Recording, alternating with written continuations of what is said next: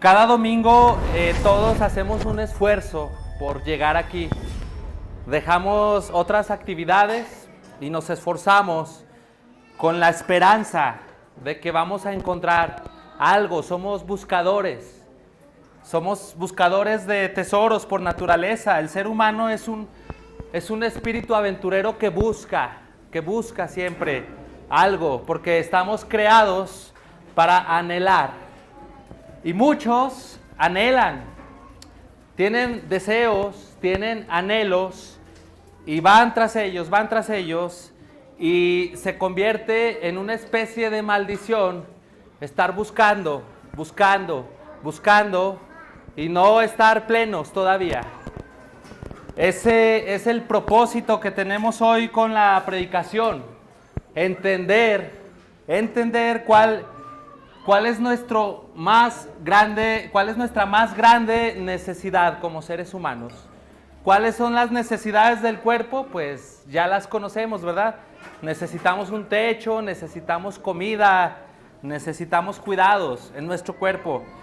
Y por estar tan enfocados en las necesidades del cuerpo, a veces olvidamos las necesidades más importantes, que son las necesidades del alma, las necesidades del corazón. Y por corazón entendemos todo lo que contiene nuestro ser, ¿verdad? Nuestra esencia. Vamos a ir a Romanos 11. Estamos estudiando el libro de Romanos, este libro que escribió el apóstol Pablo a los romanos. Y hemos estado viendo tres sermones seguidos. El primero trató de el juicio de Dios. El juicio de Dios que nos ha dejado ver desde la antigüedad con el pueblo de Israel. Vimos cómo vino el juicio en Edén, el juicio de la muerte. Vimos cómo vino el juicio sobre toda carne en el diluvio. Y vimos cómo vino el juicio en la ciudad de Sodoma y Gomorra, que cayó fuego y azufre sobre esta ciudad. Y estuvimos viendo un atributo de Dios que es la santidad y la justicia. En este tiempo el ser humano está viendo solo una parte de Dios, la parte perdonadora, la parte misericordiosa de Dios. Pero somos muy tendenciosos a olvidar esta parte de Dios que es la santidad, la justicia y la severidad. Y en el primer mensaje que yo les prediqué vimos eso.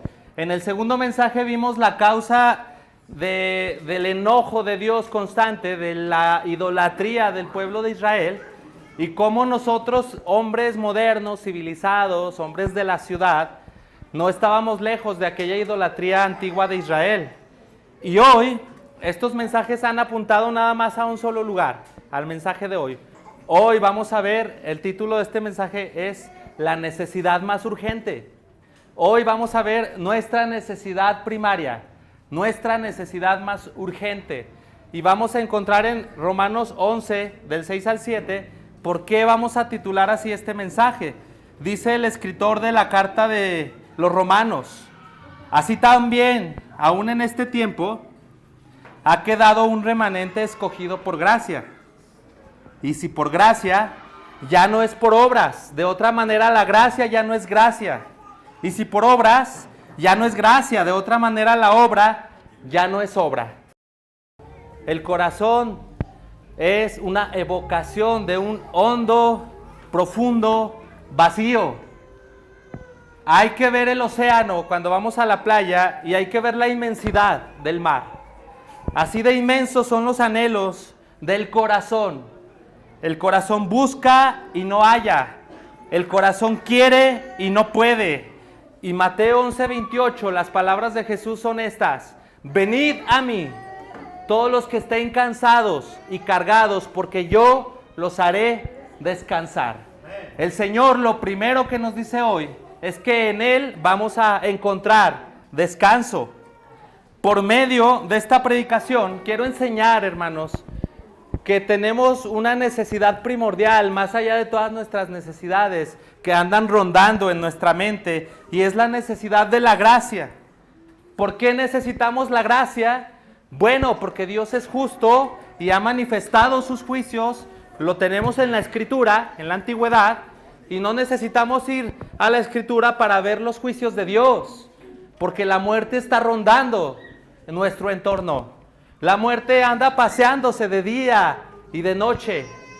Y cuando vamos a un funeral o cuando pasamos por un cementerio, tenemos que saber que Dios es justo y Dios está airado contra el pecador y contra el pecado, y lo ha manifestado por medio del juicio de la muerte, para empezar. Y luego vemos allá en la costa este huracán que golpeó Acapulco, y podemos ver que el mundo en el que habitamos está dividido entre lo bueno y lo malo, entre lo bonito y lo feo, entre la luz y la oscuridad. No estamos en el mundo feliz, habitamos un lugar donde tenemos una tremenda manifestación del pecado y del juicio. Por tanto, tenemos que tener en cuenta nuestra gran necesidad de la gracia de Dios. ¿Qué es la gracia de Dios? Dice aquí el apóstol Pablo.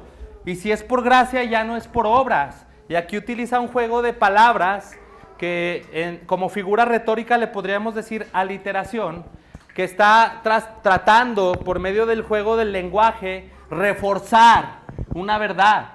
Porque el libro de Romanos ha estado hablando de que la salvación no es por gracia, sino por obras.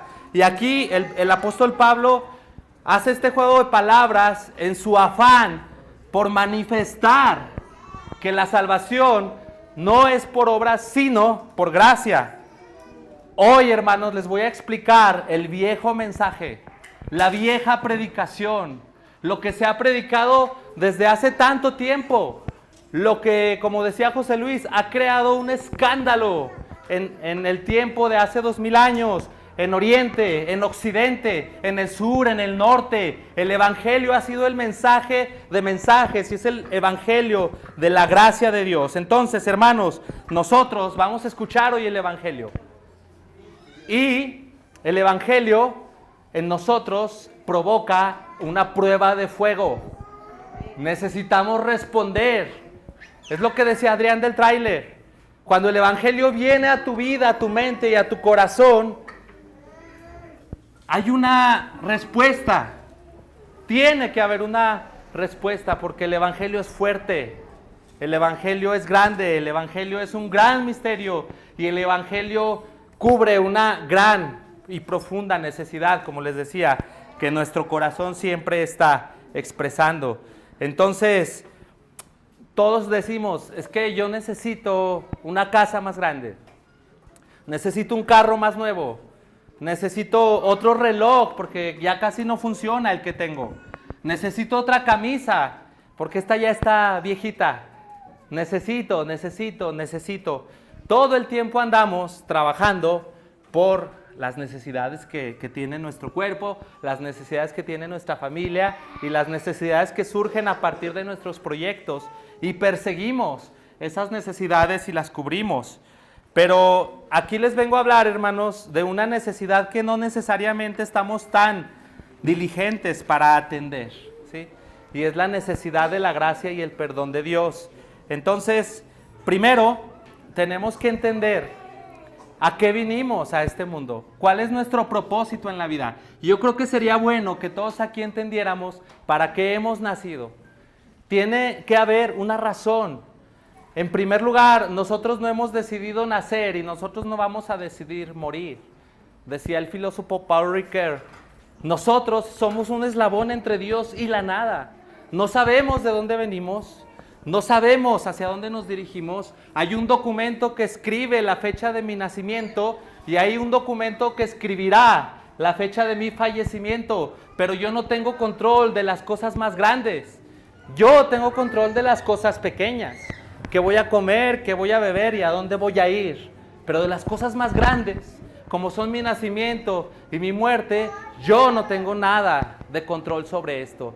Entonces eso me pone a mí como ser humano en una situación vulnerable, porque hay algo que me supera, hay algo que está por encima de mí. Esto lo vio el rey Salomón. El rey Salomón era el hombre más sabio que había caminado sobre este mundo. El rey Salomón era el hombre más rico, tenía mayores riquezas que nadie antes que él, y nadie ha tenido riquezas como él. Y el rey Salomón en Eclesiastés nos dice, todas las cosas son fatigosas, más de lo que el hombre puede expresar. Dice el rey Salomón, aborrecí la vida, porque la obra que se hacía debajo del sol me era fastidiosa, por cuanto todo es vanidad y aflicción de espíritu.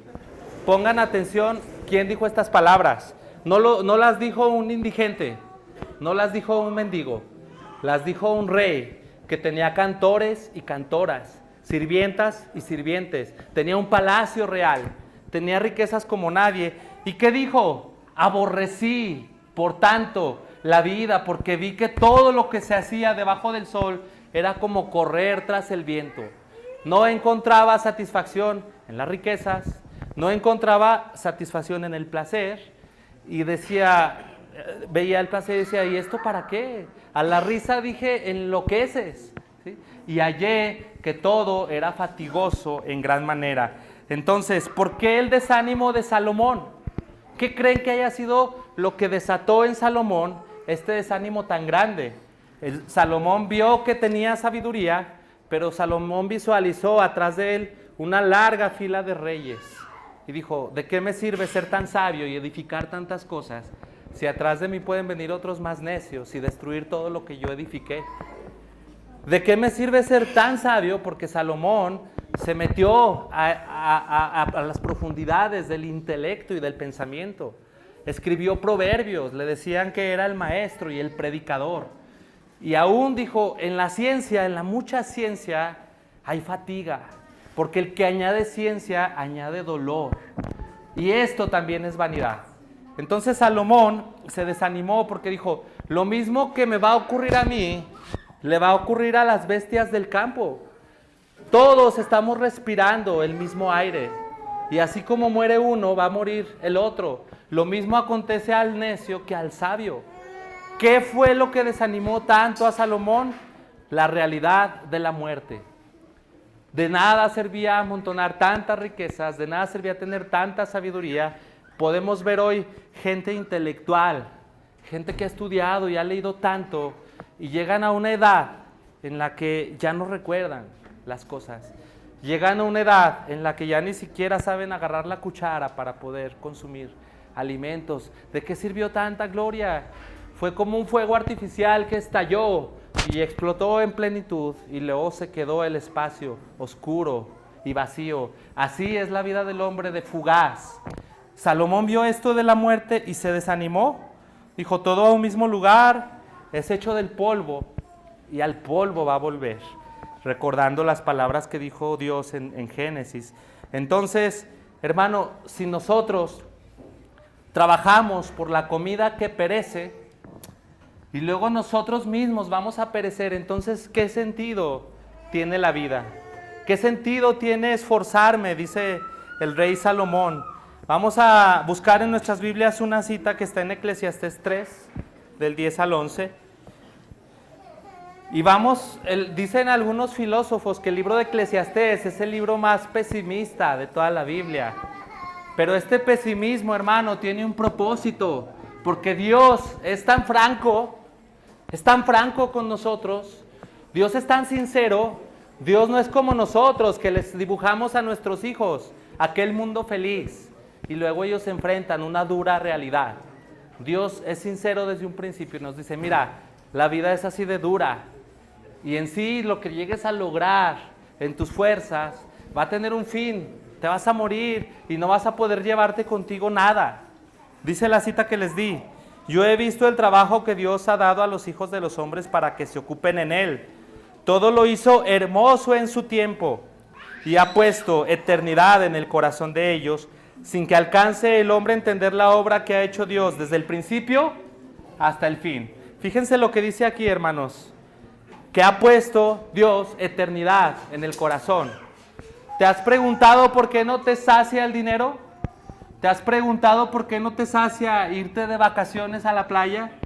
¿Te has preguntado por qué no te sacia ver una fiesta, asistir y gozarte, y desde antes estabas preparándote para ese día y luego ves que todo es vanidad y aflicción de espíritu? ¿Te has preguntado por qué un título universitario no te hace sentirte satisfecho, hermano? ¿Te has preguntado por qué aquel trabajo que tú querías te hace sentir vacío?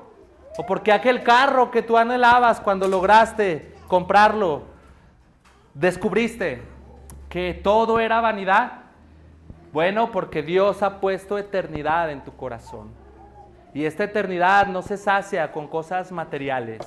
Esta eternidad no se satisface con oro y plata o comida o bebida de este mundo, porque la eternidad habita en mí. Eso es un principio muy importante que el rey Salomón entendió. Y hoy el Señor quiere que podamos entender nosotros. Vamos a estar viendo la necesidad más urgente. Y esta palabra urgente no es una figura retórica que quiero utilizar, hermanos. Es urgente que nosotros atendamos esta necesidad hoy. Este es un mensaje para los que nunca han oído el Evangelio, y esto es un mensaje para los que han estado escuchando el Evangelio domingo tras domingo, porque no es que cuando vienes a la fe te predican el Evangelio y luego ya pasas a otras cosas más importantes.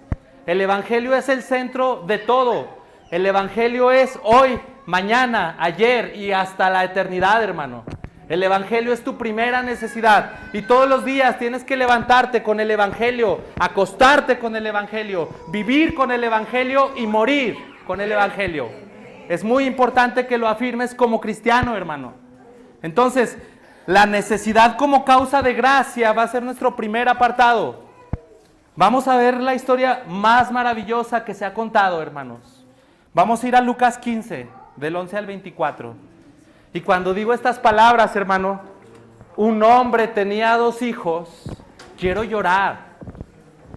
Cuando se abrieron los labios de nuestro Señor Jesucristo para decir, un hombre tenía 2 hijos, todos yo creo que ahí estuvieron atentos y decían, ¿qué sigue? ¿Qué es esta historia que nos va a contar el Señor? Evangelio de Lucas, capítulo 15, del 11 al 24.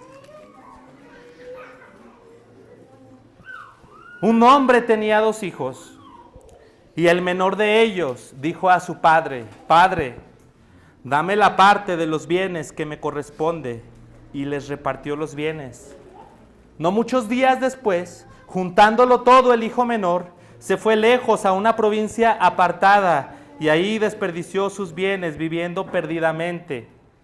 Y cuando lo hubo malgastado, vino una gran hambre en aquella provincia y comenzó a faltarle. Y fue y se arrimó a uno de los ciudadanos de aquella tierra, el cual le envió a su hacienda para que apacentase cerdos. Y deseaba llenar su vientre de las algarrobas que comían los cerdos, pero nadie le daba. Y volviéndose en sí dijo, ¿cuántos jornaleros en casa de mi padre tienen abundancia de pan y yo aquí perezco de hambre? Me levantaré e iré a mi padre y le diré, Padre, he pecado contra el cielo y contra ti. No soy digno de ser llamado tu hijo. Hazme como a uno de tus jornaleros. Y levantándose, vino a su padre. Y cuando aún estaba lejos, lo vio su padre. Y fue movido a misericordia, y corrió, y se echó sobre su cuello, y le besó. Y el hijo le dijo, Padre, he pecado contra el cielo y contra ti, y ya no soy digno de ser llamado tu hijo. Pero el padre dijo a sus siervos, saquen el mejor vestido y vístanle y pongan anillo en su dedo y calzado en sus pies. Y traigan el becerro gordo y mátenlo y comamos y hagamos fiesta, porque mi hijo muerto era y ha revivido, se había perdido y es hallado. Y comenzaron a regocijarse. ¡Qué historia tan maravillosa! ¿Qué podemos encontrar en esta historia tan hermosa, hermanos? Bueno, es una ilustración de la vida de cada uno de nosotros. Es una ilustración de la vida de todo creyente. Y podemos ver elementos aquí que nos van a ayudar a comprender la misericordia de Dios y nos van a llegar a comprender nuestra gran necesidad y nos van a llegar a comprender la gracia de Dios a través de las necesidades que surgen en nuestro caminar diario. Entonces el hijo le dice al Señor, dame los bienes que me corresponden. ¿Qué podemos entender que son estos bienes? Estábamos empezando a estudiar la gracia. Entonces, ¿qué es la gracia? Vamos a definirla primero, ¿no? Hay una definición de John MacArthur que yo creo que nos puede ayudar un poquito, que dice: la gracia es la influencia libre y benevolente de Dios Santo, obrando soberanamente en la vida de pecadores indignos. Una definición de gracia. Hay cosas que se pueden definir de manera simple, hermano, ¿sí? Esto es un reloj y sirve para dar la hora. Esto es un celular y sirve para llamar. Pero hay cosas que son grandiosas y no es tan simple la definición. Para empezar, podemos decir que la gracia se divide en dos partes, según algunos teólogos. La gracia común es la primera, y la gracia común no tiene nada de común porque es extraordinaria, hermano. Si tú te levantas en el cerro y ves el sol cayendo, pintando las nubes de color dorado, contrastando con el azul hermoso, tú podrás ver ahí una misericordia de Dios, una gracia, que te regala unos ojos y luego te regala un atardecer. Te da la vista y luego estimula tu vista con la belleza. Eso es la gracia común. La gracia común es cuando vas a un lugar alejado y ves la noche hermosa con las estrellas brillando, la luna ahí colgando de la nada y tú contemplando esa belleza. Y puedes ver ahí la gracia común. Son los bienes que Dios te da. Son los bienes que Dios por su misericordia te da.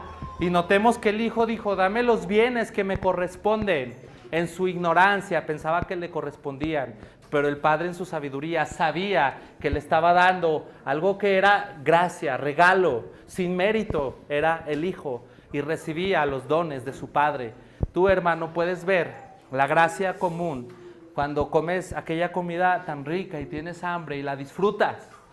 Ahí puedes ver la misericordia de tu Padre.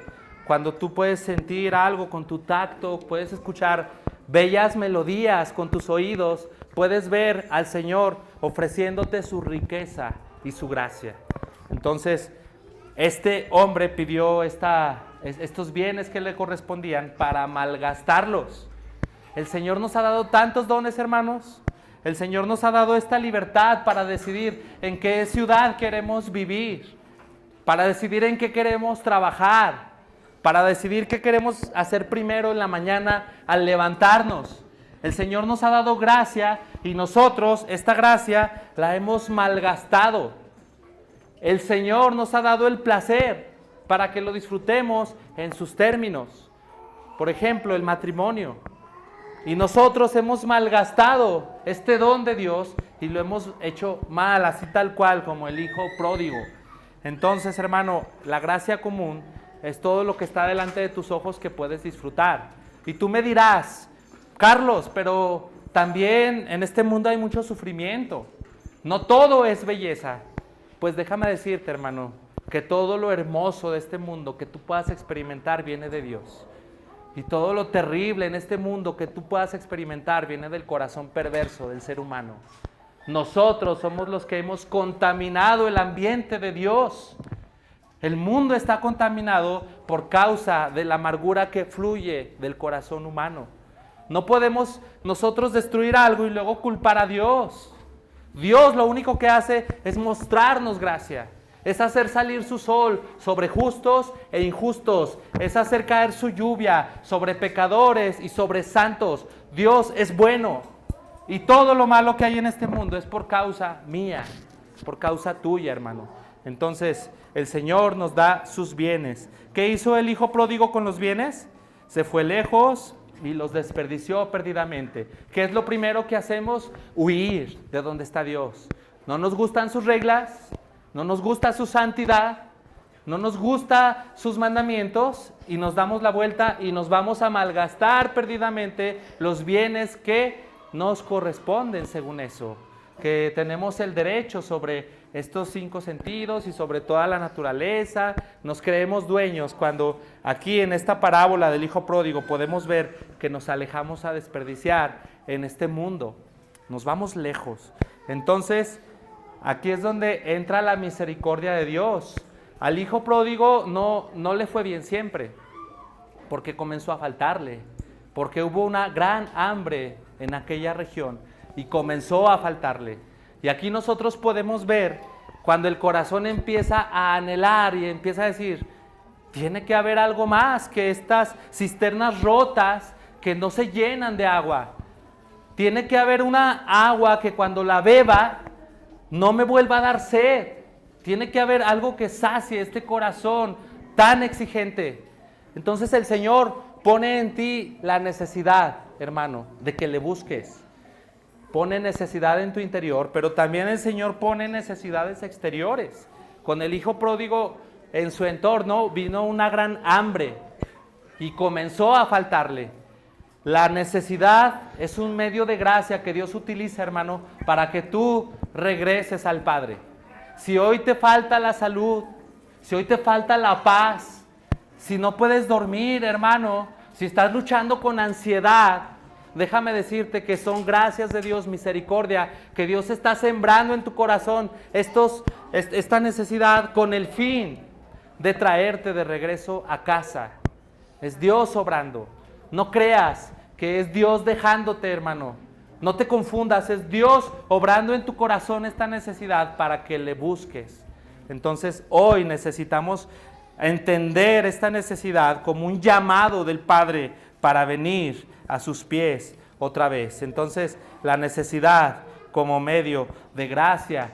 ¿Qué hizo la necesidad con el Hijo? Le hizo volver en sí, le hizo despertar, le hizo ubicarse, le hizo ver su entorno otra vez, porque el pecado viene, hermano, y nos ciega la mente, nos ciega los ojos. No podemos ver la luz del Evangelio, no podemos ver el rostro del Señor, porque estas cosas materiales que eran los bienes que el Señor te había dado, te han cegado el entendimiento. ¿Y qué pasa? Que cuando viene la necesidad, el corazón se aflige, el cuerpo necesita, el corazón anhela, el alma está sedienta. Entonces este hijo, por medio de esa necesidad, vuelve en sí. Y esto es una ilustración del arrepentimiento, porque el predicador siempre dice, arrepentíos. Desde la predicación más antigua de Juan el Bautista, cuando estaba en el desierto, vestido con pieles de camello y comía miel silvestre, decía, arrepentíos. El hacha está puesta a la raíz, y todo árbol que no da buen fruto es cortado, echado en el fuego. Y el Señor se viene a este mundo y dice, arrepentíos, porque el reino de Dios se ha acercado. ¿Y qué es el arrepentimiento sino un volver en sí? ¿Qué es el arrepentimiento sino un despertar y decir, ¿qué estoy haciendo? ¿Qué estoy haciendo aquí como extranjero si yo soy de la eternidad, con mi Padre? Me levantaré e iré a mi Padre. ¿Y qué es lo primero que tiene que hacer el hijo? Levantarse y dejar atrás el mundo. Pero si tú estás atado a este mundo y amas al mundo, no vas a poder ir al Padre, porque hay que tomar una decisión.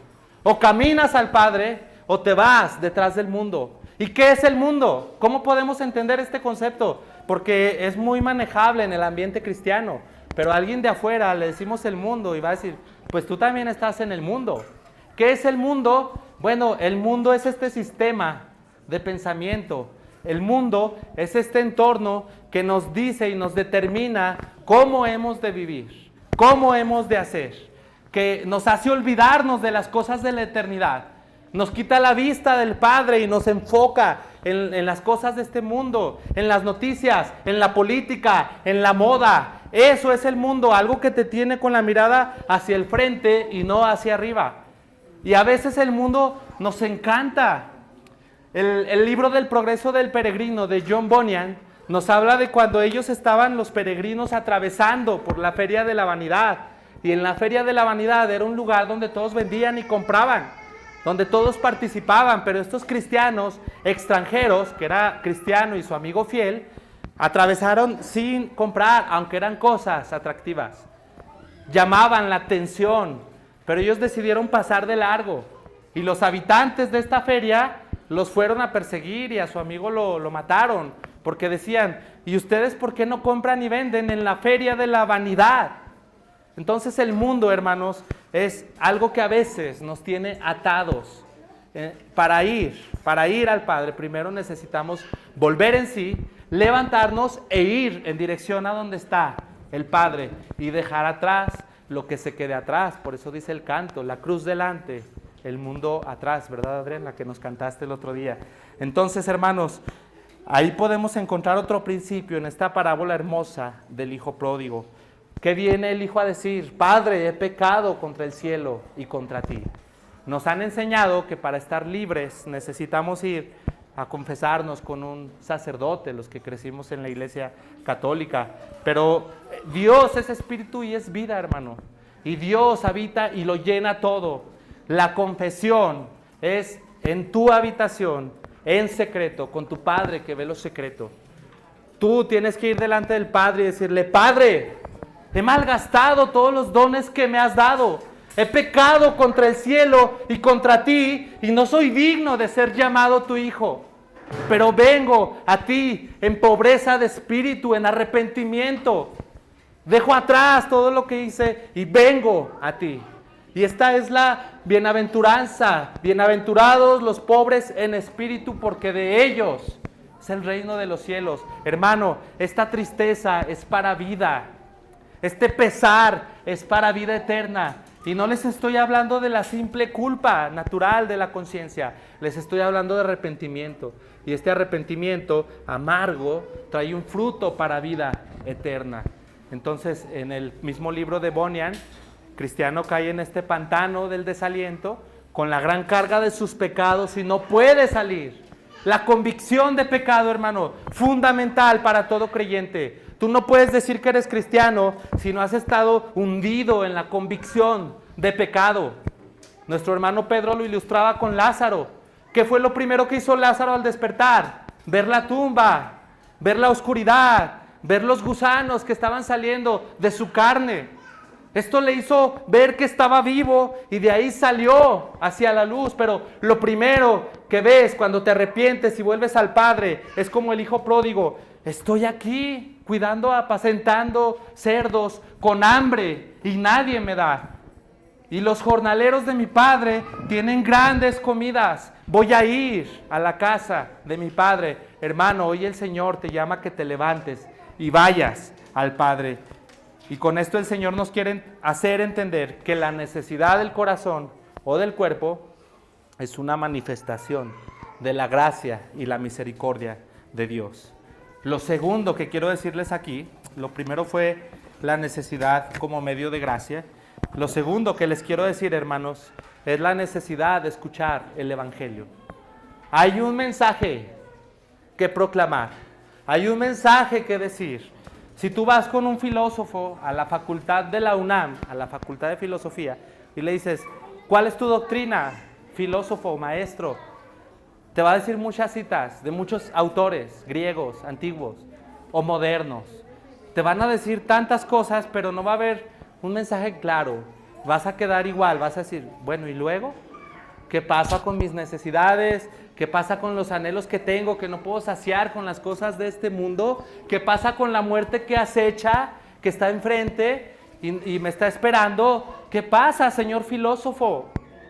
Entonces, tú puedes ir también con una persona religiosa que pone su esperanza en la religión y les puedes decir: a ver, ¿cuál es tu doctrina? Necesito ayuda, ¿cuál es tu doctrina? Te hablan del fin del mundo, te hablan del Armagedón, pero en sí tú dices: pues ya me voy peor que como llegué. No entiendo tu mensaje. Hoy me encontré con alguien cuando estaba meditando y le dije: ¿cuál es tu enseñanza? ¿Cuál es tu doctrina? Y me empezó a hablar del complot, de que este mundo nos tienen engañados y que los extraterrestres. Y dije: sí, pero ¿cuál es el punto? Tienes que decirme algo pues que me afecte y que me ayude, porque me confundes. Hermano, nosotros somos el pueblo que tiene un mensaje. Nosotros no divagamos, nosotros tenemos un mensaje tan claro que con 5 minutitos basta para expresarlo, ¿sí o no, Adrián? Con 5 minutitos podemos decirle a alguien: mira, este es el Evangelio. Somos el pueblo que tiene un mensaje. Y a veces, como cristianos, no lo tenemos claro. Pero vamos a tenerlo claro hoy, vamos a recordarnos el Evangelio.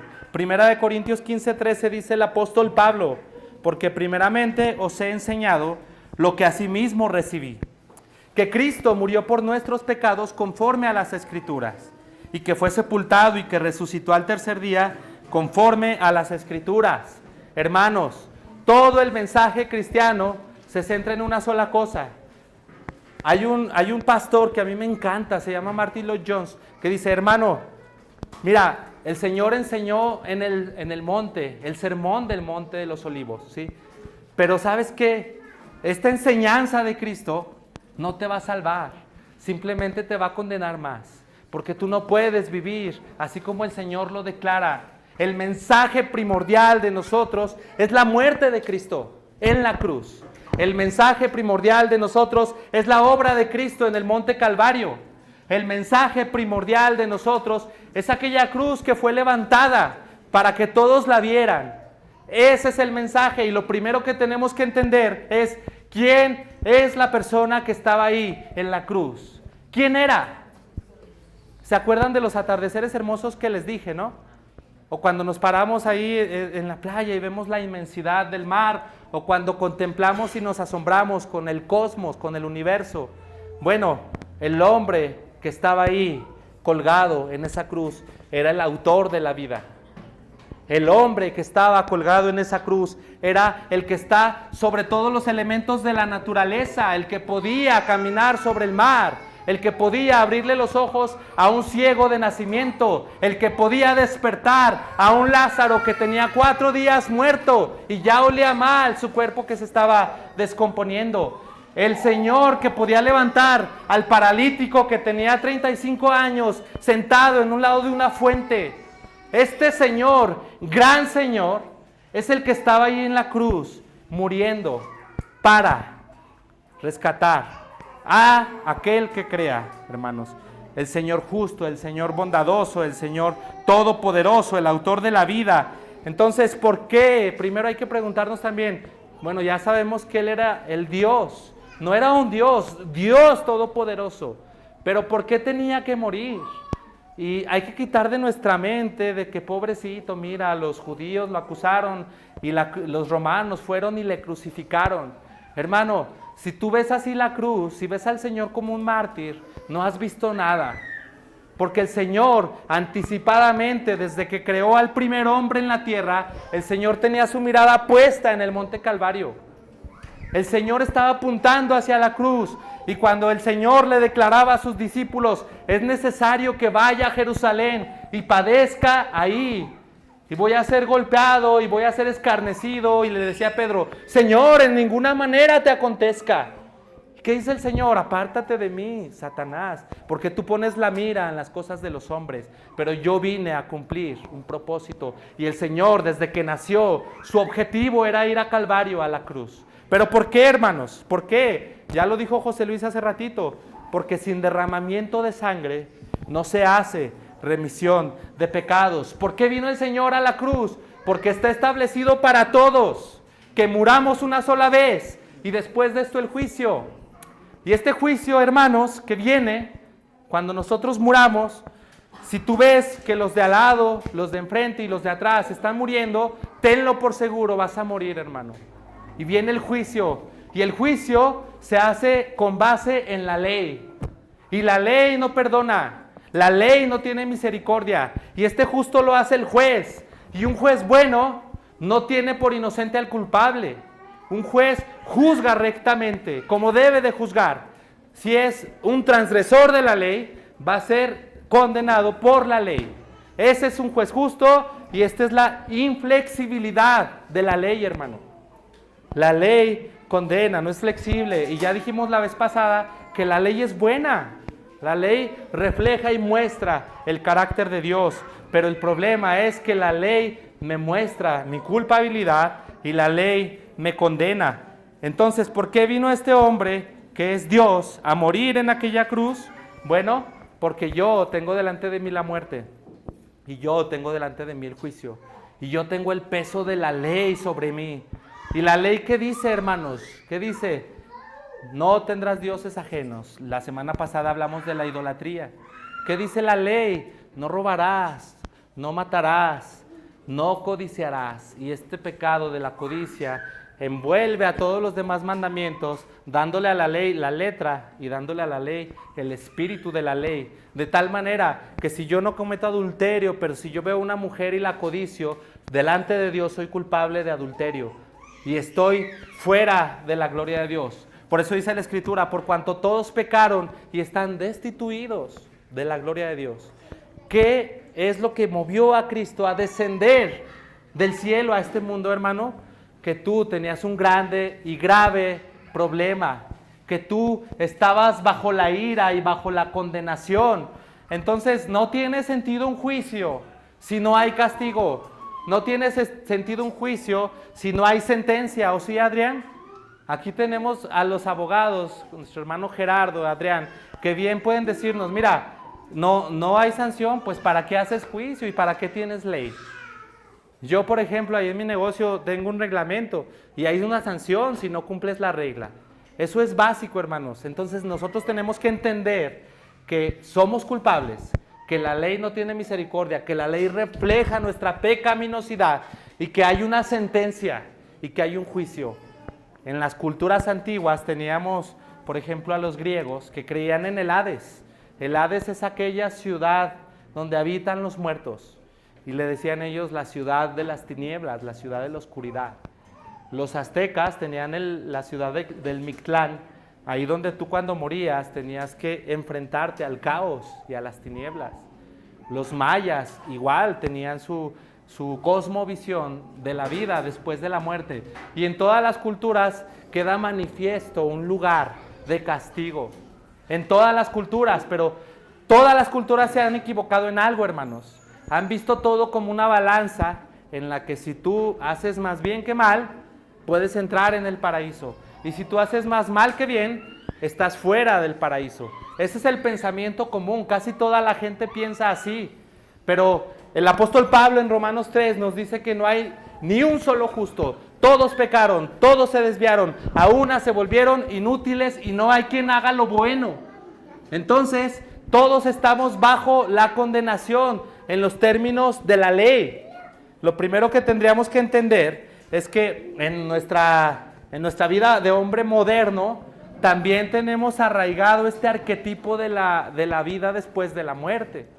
También pensamos que hay algo, aquel lugar del que todos van y ninguno vuelve, ¿verdad? Ahora viene la celebración del Día de los Muertos y todos se están imaginando un sinfín de doctrinas con respecto a la vida después de la muerte. Pero yo creo en lo que la palabra de Dios me dice. Dice la palabra de Dios, de los mismos labios de Jesucristo fluyó la doctrina de la condenación, hermanos. Ahora en estos tiempos parece que suena anticuado hablar del infierno. Nadie quiere tocar ese tema, cuidado. Porque si hablamos del infierno, estamos dejando en mal a Dios. Como un Dios amoroso puede enviar al infierno a alguien. Pero si vemos los juicios de Dios con el pueblo de Israel, los juicios de Dios delante de nuestros ojos, hoy podemos ver que este Dios es tan santo, que cuando condena, lo suyo hace como juez. Y hay condenación, hermanos. Y todos estamos bajo esa condenación, sin excepción. Y por esa razón, el Señor descendió. Por esa razón, el Dios creador del cielo y de la tierra dijo, voy a ir a rescatar a mi pueblo. Entonces, ¿qué es mi necesidad más grande? De saber este mensaje primero para mí, que hay condenación, que hay ley. Primero, por eso el Evangelio significa en sí buenas noticias y hay que comprenderlas a partir de esta dura realidad de la ley y del juez justo, hermanos. Mateo 24, 51 dice, vendrá el Señor de aquel siervo en el día que no espera y a la hora que no sabe y lo castigará duramente y pondrá su parte con los hipócritas y ahí será el lloro y el crujir de dientes. Mateo 9:44 hace una referencia al fuego que no puede ser apagado y al gusano que nunca muere. Algunos teólogos han dicho que este gusano que nunca muere es la culpa, que está castigando la mente día y noche por no haber respondido al llamado de la salvación, hermanos. Es muy importante que hoy conozcamos primero la tragedia del ser humano que nos envuelve a todos. Y a partir de ahí ya podemos empezar a hablar en términos de quién es el Hijo de Dios y qué es la obra que vino a hacer. Y les voy a pedir que vayan a Romanos 3:21, capítulo 3, versículo 21, porque aquí tenemos una de las declaraciones más maravillosas de todos los tiempos, hermanos, acerca del Evangelio. Romanos 3:21, y vamos a leer hasta el 26. Dice: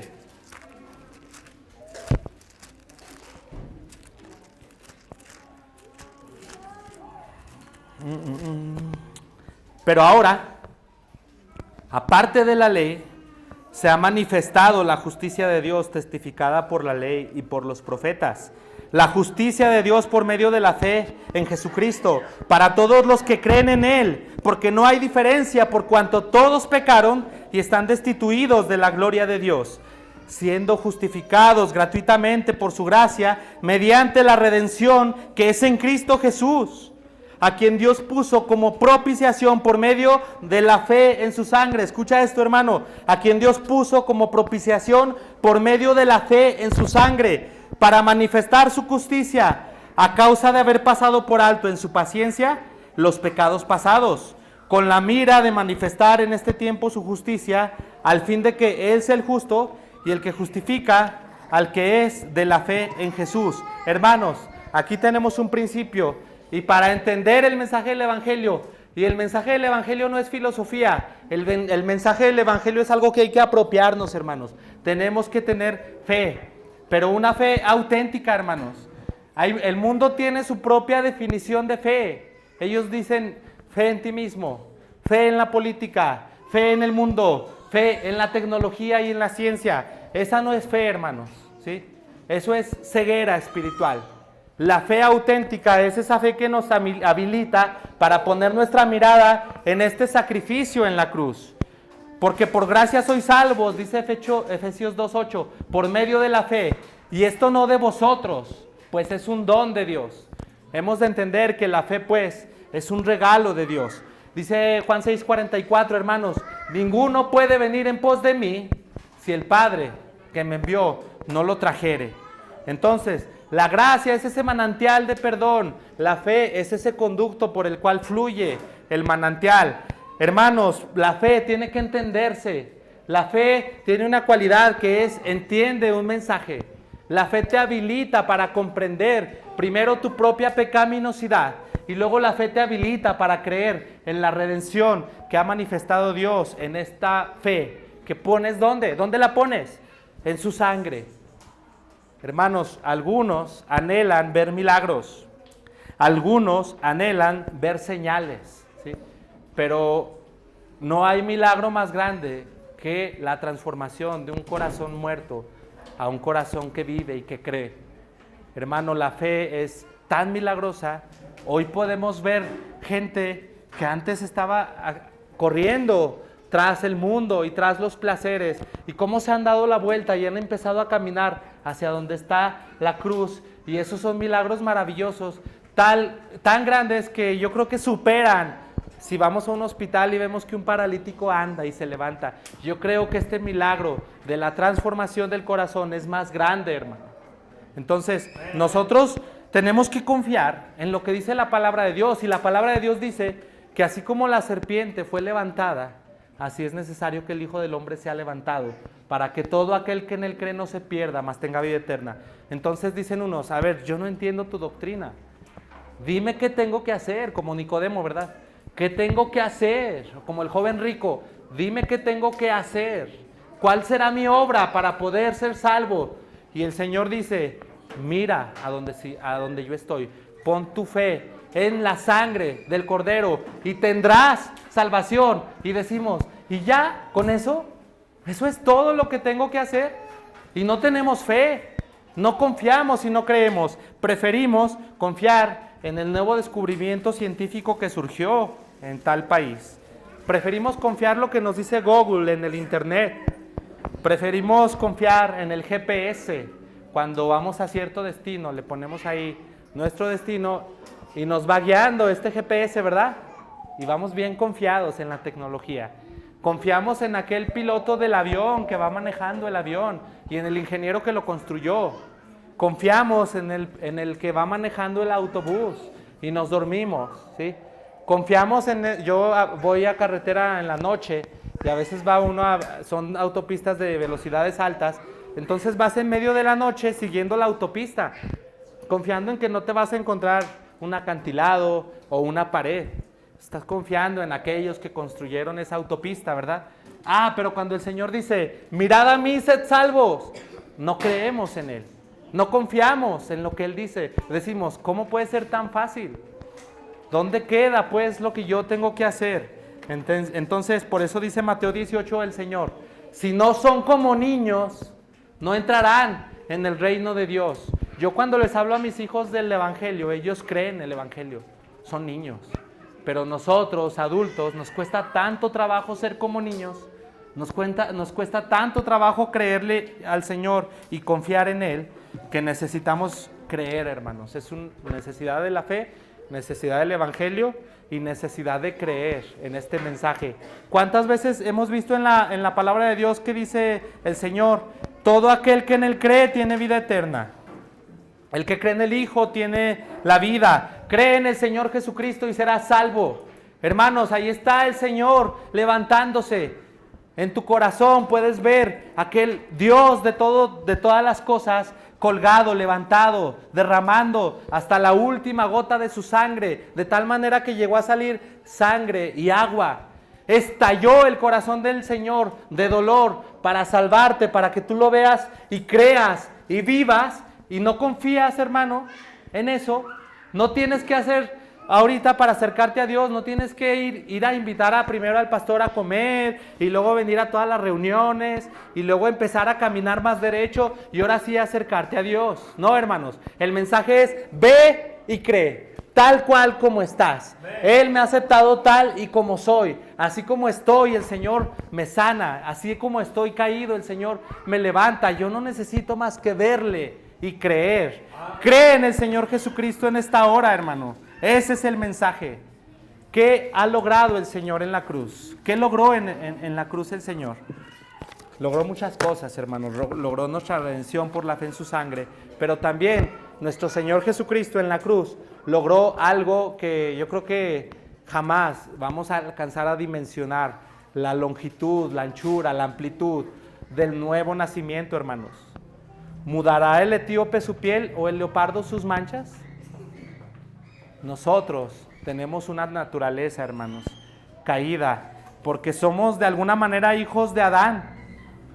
Y en la palabra de Dios, el Señor nos enseña en Mateo 7:21 que de dentro del corazón vienen las avaricias, las maldades, el engaño, la lascivia, la envidia, la maledicencia. Todo esto proviene del corazón y contamina al hombre. Hermanos, nosotros necesitamos un cambio de naturaleza, nosotros necesitamos nacer de nuevo. Te voy a poner una ilustración. Imagínate que hacen visitas guiadas en el Palacio Nacional. Y el requisito es que seas mexicano para poder entrar a una visita guiada, ¿verdad? Pero luego llega un canadiense y dice, yo quiero la visita guiada. El decreto del presidente es que el que tenga nacionalidad mexicana puede entrar a la visita guiada. El que no, no puede entrar. Oye, pero mira, vengo vestido de mexicanito y traigo sombrero. Déjame entrar a la visita guiada. No, necesita ser de nacionalidad mexicana. Oye, pero déjame aprendo algunos dichos de Cantinflas, ¿no? Y algunos dichos mexicanos y algunas canciones de Vicente para poder entrar. No, tienes que ser de nacionalidad mexicana, no puedes entrar. Este es el decreto del presidente. Es lo mismo con el reino de Dios, hermanos. Para entrar en el reino de Dios necesitas nacer de nuevo. Es un requisito, ¿sí? No puedes entrar porque vas a la iglesia, no puedes entrar porque te bautizaste solamente, no puedes entrar porque lees la Biblia, no puedes entrar porque oras. Para entrar necesitas nacer de nuevo. Y nacido de nuevo puedes orar, puedes venir a la iglesia, puedes cantar y leer la Biblia. Pero el requisito fundamental es que necesitas nacer de nuevo. Porque tú has sido representado por el primer hombre, que es Adán. Y en Adán todos caemos. Pero luego has sido restaurado por el segundo Adán. Dice Romanos 5:15, pero el pecado no fue como la transgresión. Porque si por la transgresión de aquel uno murieron los muchos, abundaron mucho más para los muchos la gracia y el don de Dios por la gracia de un hombre, Jesucristo. Fíjense, Romanos 5:18. Así que, como por la transgresión de uno vino la condenación a todos los hombres, de la misma manera por la justicia de uno vino a todos los hombres la justificación de vida. Tenemos dos comienzos. El comienzo de haber nacido en Adán, ¿sí? Primer hombre, primer representante. Ahí tenemos la doctrina de la imputación. Pero en Adán todos caemos, todos morimos y todos perdemos, ¿sí? Pero luego viene el segundo Adán, hermanos, que es Cristo. Y en él nosotros esta masa corrupta es transformada en una nueva vida. Entonces, si alguno está en Cristo, hermano, nueva criatura es, y las cosas viejas pasaron. Y esta transformación, ¿qué implica, hermano? Esta transformación implica una nueva necesidad. Cuando tú naces de nuevo, ya no perteneces a este mundo, hermano. Ya este mundo te pesa. Te conviertes en un extranjero en este mundo. ¿Y qué pasa? Que necesitas una nueva creación para habitar. Porque este mundo ya no te satisface, hermano. Los placeres de esta vida ya no te satisfacen. Por eso nosotros los cristianos, una vez que hemos nacido de nuevo, tenemos en el corazón estas palabras del Señor. En la casa de mi Padre muchas moradas hay. Si así no fuera, yo se los hubiera aclarado. Pero es cierto, y en la casa de mi Padre hay muchas moradas. Voy pues a preparar morada para ustedes. Hermano, tú que no encuentras satisfacción en este mundo porque has nacido de nuevo, déjame decirte que viene un tiempo en el que vas a encontrar esa morada, esa habitación en la eternidad donde vas a estar en plenitud. Pero no tienes que esperar, hermano, no tienes que esperar, porque el Señor nos ha dado de su Espíritu Santo y aquí y ahora podemos experimentar esa plenitud que hay en el cielo desde ahora, hermano. Pero ahora tiene un agregado interesante. Ahora nosotros podemos estar atribulados, pero no desesperados. Ahora nosotros podemos sufrir con el gozo del Señor impulsándonos. Ahora nosotros podemos padecer, pero nada más por un poquito de tiempo, porque nuestra mirada está puesta en la gran ciudad de Dios. Y vamos a ir a Apocalipsis 21:2 ya para ir finalizando, para pensar, hermanos, para pensar en lo glorioso que será cuando nosotros estemos habitando con el Padre. En nuestro corazón va a estar el gozo, pero también en nuestro entorno. Dios ha prometido cielos nuevos y tierra nueva.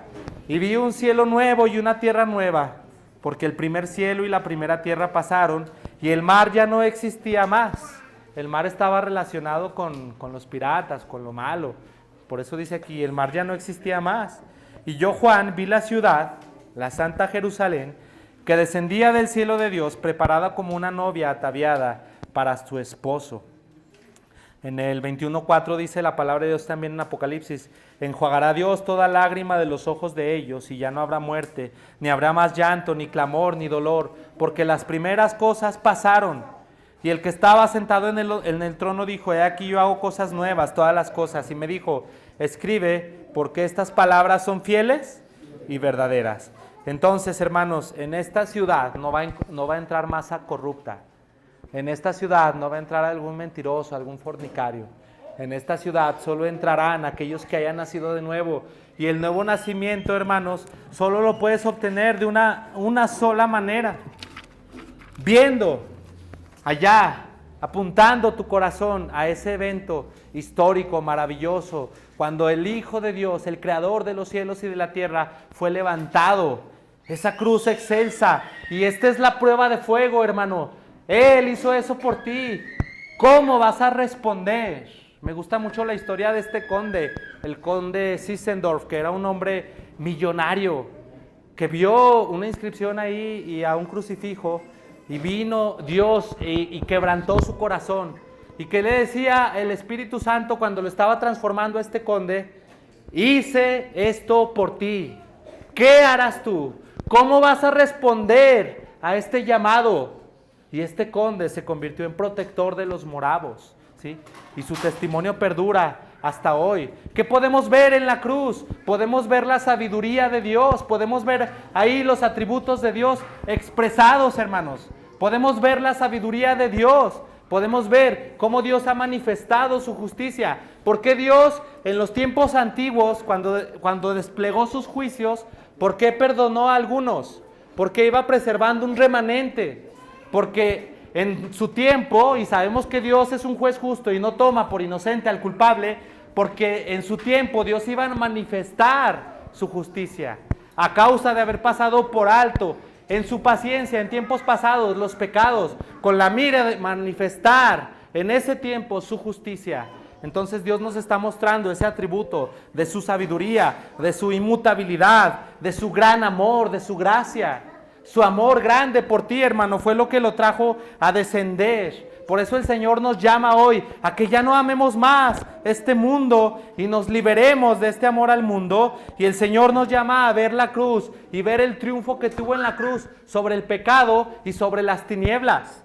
Y si tú eres de los que tienen miedo en la noche, le tienes miedo a los demonios y a los fantasmas y a las tinieblas, hermano, déjame decirte que el Señor en la cruz también destruyó las potestades y los principados. También destruyó aquellas cosas que nos provocan pánico. Quieras decirle demonios, quieras decirle fantasmas. Cuando tengas miedo de estas cosas, porque es un miedo muy natural en el ser humano, acuérdate del triunfo de la cruz. El Señor ahí también triunfó sobre estas potestades, hermano. El Señor nos dio paz en la cruz. Nosotros éramos seres divididos, que estábamos entre querer hacer bien y hacer el mal. Y afuera de nosotros vemos un caos, no hay paz en este mundo. El Señor es nuestra paz, que restauró el interior de nuestro corazón y de todos los pueblos hizo uno solo, derribando la pared intermedia de separación, hermanos. El Señor nos dio una vida en Cristo, porque nosotros éramos hijos de Adán en la caída, nos dio una nueva naturaleza y el Señor nos compró y nos liberó del yo. Hermano, tantos pesares nos trae estar pensando en nosotros y en el ego, que el Señor cuando viene en la cruz nos libera del yo, porque ya somos de Él. Él nos compró y nos liberó. Por eso el apóstol Pablo decía, yo no tengo opinión de mí y tampoco lo que ningún tribunal humano opine, porque yo he sido comprado por sangre. Yo soy del Señor. Entonces Cristo en esta hora nos quiere decir todos los logros que hubo en la cruz, hermanos. Y quiero decirte que siempre, cada día tienes que levantarte y tienes que correr a la cruz. Cuando andes bien, necesitas humildad, corre a la cruz. Cuando te resbales, te caigas y peques, necesitas perdón, corre a la cruz.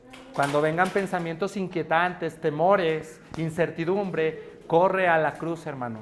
Porque ahí en la cruz se resuelven todos los misterios de la vida, de la existencia. Ahí hay satisfacción. Empezábamos hablando de la insatisfacción. Ahí hay plenitud, ahí hay satisfacción, ahí hay gozo inefable. Y la palabra inefable significa que no se puede expresar con palabras, hermano. Entonces vamos a poder poner nuestra fe en la cruz. Fíjense unos versos bonitos que traigo. Cumplir nunca yo podré las demandas de tu ley, aunque el celo y el llorar no me dejen reposar. Mi pecado no expiarán, solo tú puedes salvar. La cruz excelsa al contemplar, do el Rey de Gloria padeció. Riquezas quiero despreciar y a la soberbia tengo horror. De su cabeza, manos, pies manaron tristeza y amor. Corona vil de espinas fue la que Jesús por mí llevó. Con su sangre pudo haber tal ventura para mí, si yo con sus penas grabé y yo de su muerte causa fui. Ay, maravilla, cuál su amor, morir por mí con tal dolor. Fíjense qué versos tan bonitos que se han expresado a lo largo de la historia, de Isaac Watts, de Wesley. Aquí estoy leyendo algunos versos de ellos, que se han maravillado tanto con la obra de Cristo en la cruz. Y nos seguimos maravillando hoy con lo que cantábamos con Adrián. Que, hermanos, no despeguemos de ahí nuestra mirada.